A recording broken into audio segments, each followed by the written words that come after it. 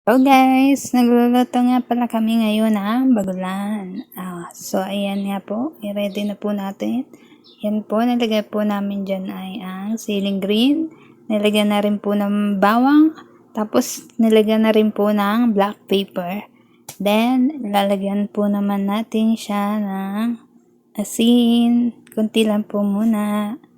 Then, lalagyan po natin siya ngayon ng tubig.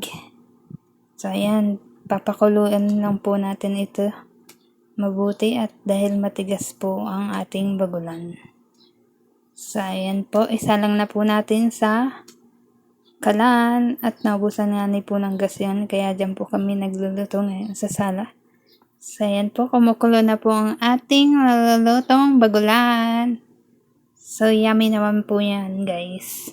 Pakuluan lang po muna natin mabuti ang ating niluluto. At yan nga po, nilagay po natin yung tinta ng bagulan. Ayan nga po, nagtutulay black na ang ating niluluto. Masarap po yan pag nilalagyan ng tinta. Ayan po, nilalagay na po ng asawa ko ang tinta ng bagulan. Haluin lang po natin mabuti.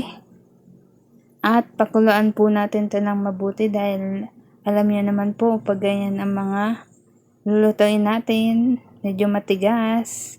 So yan, nilagyan nga po natin yan ng gata. Dahil ang niluluto po natin ay ginataang bagulan. So yan po. Halain po natin. So kulang po, lagyan pa po ulit natin ng magic sarap. Yan ang ating papalasa. Yan lang lagi ang ating nalalagay pag tayo ay nagluluto ang magic sarap. Yan nga po, luto na.